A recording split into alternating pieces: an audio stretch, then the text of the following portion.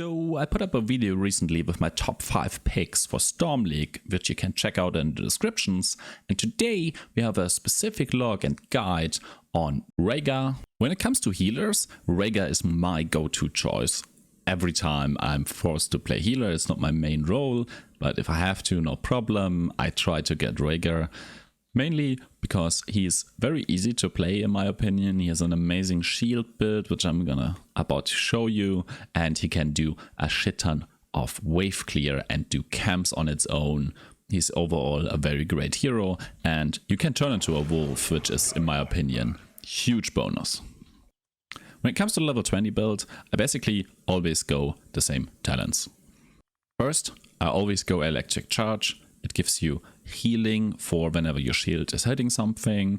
It's overall, arguably, the healing is not that much. And I see a lot of people getting different totems or just wolf run, which I think is viable. But I like my healing shields. I like my full shield build. So I still go electric charge. Might change my mind if I tried a few more wolf run games. Might be better.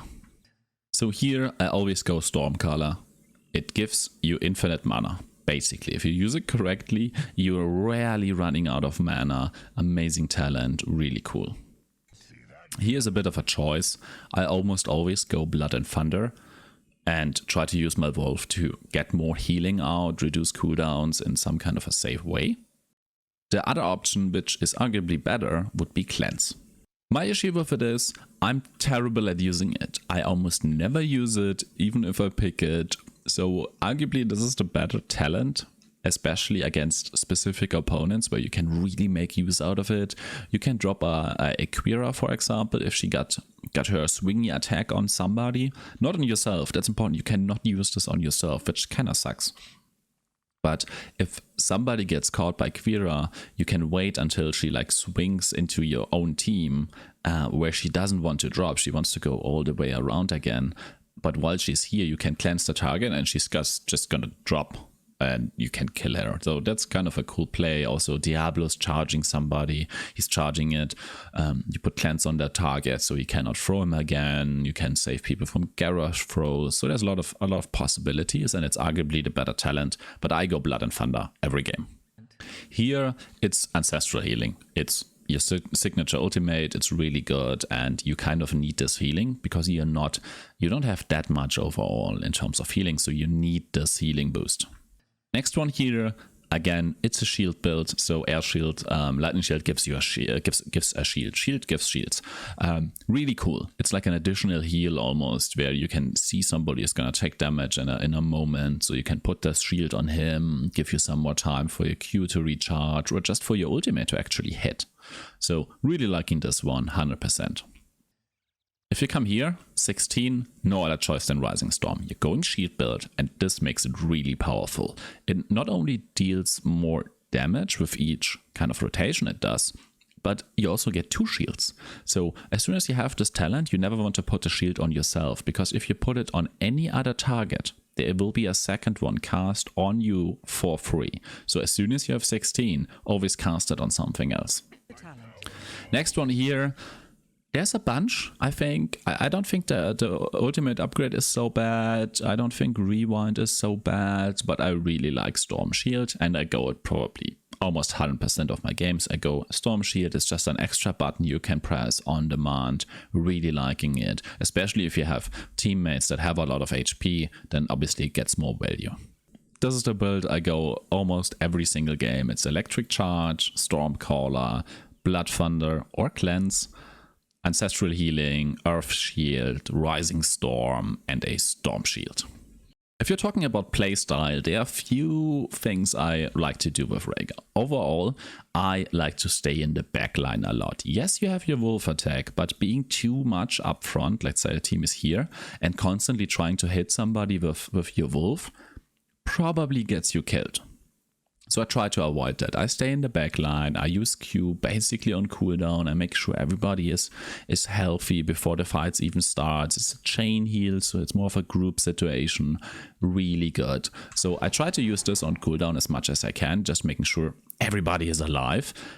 My W goes always on whoever goes in and spends the most time in minions, in enemy heroes. So you get your mana back and it just deals the most damage you can. My totem, which is a cool thing overall because it gives a slow, which is nice. I use it mostly defensive, or if you're really chasing somebody down and the entire team is running, you can always go into wolf form, charge them, put down a totem, or even just on distance. Like the overall distance you get, like this is your cast distance, and the red the blue foot on the right is basically your full slow distance. So this is quite some distance where you can slow somebody.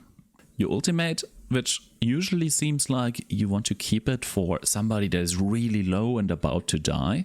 I use this way more frequently. Sometimes even before a fight even starts. If somebody is low, but we need to kind of find now-ish, I'd rather put this out right away, get the full benefit of the healing, which is a lot, and make sure they go into the fight healthy and don't get randomly picked off. So I'm not saving this a lot, to be fair. I put this out very, very frequently, and Storm Shield is basically my oh shit button. That's what I use it for. Whenever I get the chance to safely use my Ghost Wolf, I do, just to lower the cooldowns of everything. That's why I pick this talent, but be a bit careful with that so you don't die. An oddity about fighting with Rehgar, if you have like a fight coming here and usually you're approaching in your wolf because you want to run faster, I recommend just before you arrive, unless you really need to be there super quickly, I recommend somewhere here just to go out of your ghost wolf, maybe even down here, so you have a few seconds to recharge it, go in, use like your abilities and go into ghost wolf and immediately lower your cooldowns. So if you arrive on foot instead of wolf form, you have it quicker available to get your first cooldown reduction. So that's something to keep in mind, and in my opinion makes a lot of sense. When it comes to doing camps, Rehgar is actually pretty good, especially if you make use of your Ghost Wolf. And actually, especially on 7, which you don't have right now, it's just like a level 4 situation here. So pretty early one where you might need to solo a camp on your own, especially if you have Blood and Thunder, it gets even more powerful. But without it, since we don't have it yet, I even go on my first attack with Wolf. If I had the level 7 talent, I would go in human form in there and then switch into Wolf. So it's rather easy. You jump this guy, you put your shield on, you make sure both of these targets are hit by your shields as much as possible and kind of dodge in between them if you can. So use your wolf, don't forget it. I think I fucked up the cooldown there. Use your healing. Another wolf. There we go. This guy will die on our next shield. Another wolf. You can heal yourself in between. And you're not even losing that much health or mana, to be fair. If you would dodge perfectly, it would be even less. So on level 4, you can do this camp very safely and rather quick, considering you're actually a healer. When it comes to the bigger camp on level 4, it's a bit more tricky. Since we're only level 4, we don't have the level 7 talent yet, I'm gonna start the fight in wolf form with level 7, start it in human form. So you want to take out the spec one first, so we're gonna jump it, get our shield out, make sure we're hitting a lot, heal on cooldown, wolf on cooldown, and now start kiting a bit. And make sure you're using your wolf as much as possible. Try to kite at least one minion away so it can't hit you most of the time. Use your wolf again. And now it's only 2 of them, so you should be kind of fine. Especially if you manage to kite them. Use your heal again. I mean, it takes you a while, right? But you can solo this, and you're a healer, and this is level 4. You shouldn't be doing this on your own, obviously, but if your team doesn't follow and you really want their camp pushing, I would highly recommend that you can do it. It gets easier at level 7 actually, or above, but you can do it at level 4 solo, even without a fountain. If you talk about wave clear now, again, just level 4, even there, it's crazy good. And I'm going to show you the later one as well. So you go in, you put your shield out, you hit the backline minions and make sure your little circle is hitting everybody. Use Wolf whenever you can. And the thing is cleared. So on 16 now, easy build, same as we discussed before. I have Blood and Thunder and I have a Rising Storm now. So what you can do is, if you toggle minions now, make sure they are all arriving here. You can use your totem in case there's nobody else. You could even use a minion here, but I like the totem. Put totem down, put a shield on it, and now you have this 2 shields hitting everybody at the same time. Target cooldowns here. Because as soon as you have 16, if you put a shield on anything, it puts also one on you. Like, you can even use your own minions if you wanted to. So that's kind of cool.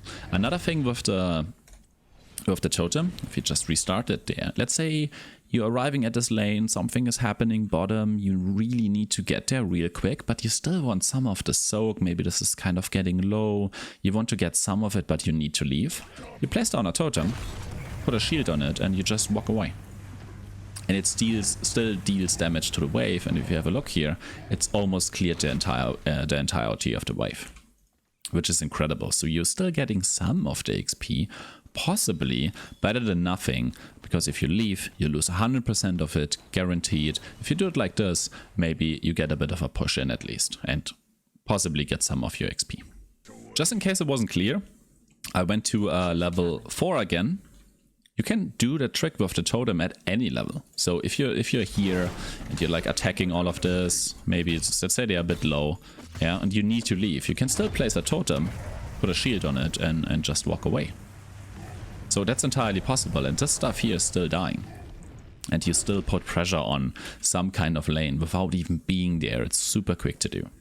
This mini guide is part of my series about the 5 top picks I recommend for ranking up in lower level leagues. You can find a link to that video in the descriptions and check it out. If you want to see some Rehgar gameplay, you can have a look at the channels. There should be some Rehgar videos by now. If not, just subscribe and there will be some coming as soon as I get to play him while I'm recording in Storm League, so I can show you off some of the gameplay and how I intend this build, or how I play this build in a kind of super safe and consistent way. Hope you enjoyed. Bye.